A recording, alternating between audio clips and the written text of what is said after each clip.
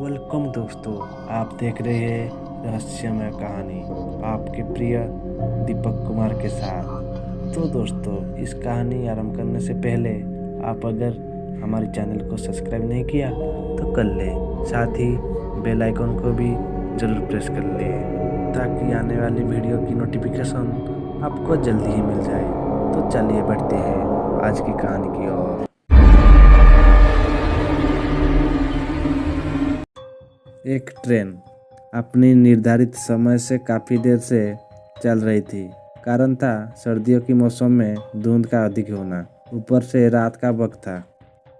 Train में मौजूद स्वप्ना की नाना जी, जो कि उस ट्रेन की लोको पायलट थे, कि उन्हें फिर से एक बार ट्रेन रुकने का सिग्नल मिला।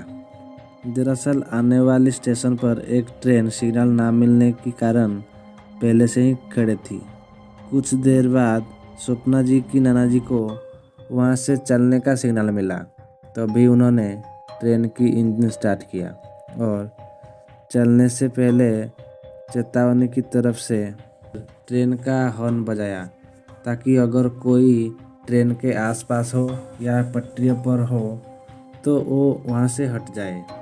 3 बार हॉर्न देने के बाद वो बस आगे ही चलने वाले थे कि उनकी नज़र सामने पटरियों पर गई, जहां उन्होंने देखा कि पटरियों पर कोई लेटा हुआ है। यूं तो धुंध की वजह से कुछ साफ साफ नहीं दिख रहा था, मगर ट्रेन की लाइट से पता चल रहा था कि कोई तो है जो सफ़ेद कपड़े पहने पटरियों पर लेटा है। स्वप्ना जी की नाना जी उसे वहां देखकर हैरान थे। कायदे से तो उसे अभी तक हॉर्न की आवाज़ सुनने के बाद पटरियों से हट जाना चाहिए था, मगर वो तो अपनी जगह से तस्से मस नहीं हो रहा था। स्वप्ना जी की नाना जी विंडो से उन्हें आवाज़ देते हुए कहा, अरे भाई, ट्रेन की हॉर्न सुनाई नहीं दे रही है क्या? चलो अभी हट भी जाओ पटरियों से। मगर उनकी कई बार कहने के बावजूद भी वही का तो ही पड़ा रहा। और स्वप्ना जी की नाना जी को गुस्सा आ रहा था। वो मन ही मन में सोच रहे थे कि कैसा आदमी है ये, इतनी तेज हॉर्न की आवाज़ से भी इसे कुछ फर्क नहीं पड़ा। वो ये सोचते हुए ट्रेन से नीचे उतरे और वो उसकी ओर बढ़े।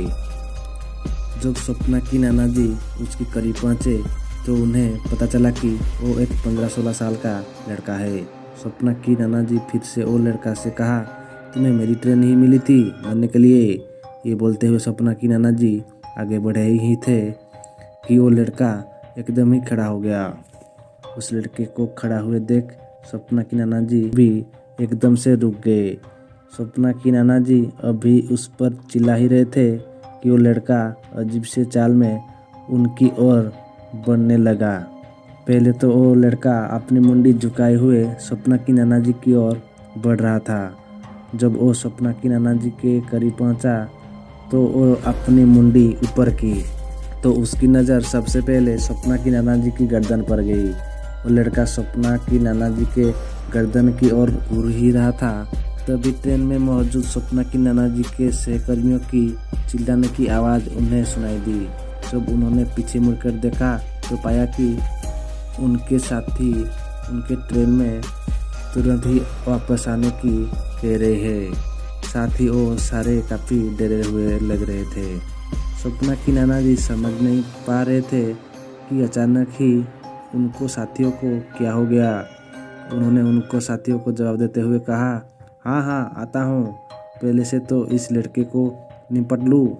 ये कहकर वो वापस से सामने की ओर मुड़े तो वो लड़का उनसे काफ़ी दूर खड़ा था और उन्हें घूर रहा था। स्वप्ना की नाना जी की गुस्सा अब भी शांत ही नहीं हुआ था, मगर पहले ही उन्हें काफ़ी देर हो चुकी थी और वो अब और देरी नहीं कर सकते थे। यह दिन वो वापस ट्रेन की इंजन में पहुंची, जहां उनके साथियों ने कहा कि तुम अभी अभी मरने से बचे हो। वो कोई लड़का नहीं था, तुमने शायद उनकी पैरों को ध्यान से देखा नहीं था। उस लड़के का पैर उल्टा था। अपने साथियों की बात सुनने के बाद वो एकदम से सदमे में आ गए। तभी उन्होंने मामले की गंभीरता को समझते हुए ट्रेन का इंजन स्टार्ट किया और वो वहाँ से निकल गए।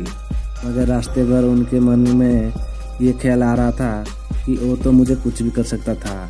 तो भी उन्हें ध्यान आया कि वो लड़का उनकी गर्दन पर देख रहा था।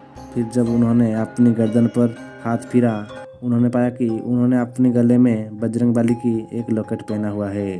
तभी उन्हें एहसास हुआ कि शायद उनकी जान बजरंगबली की वजह से आज बच गई। तो दोस्तों, इस कहानी में बस इतना ही। ये कहानी आपको कैसी लगी कमेंट में ज़रूर बताना। मैं दीपक कुमार मिलती हूँ एक नई कहानी में। तब तक टेक केयर।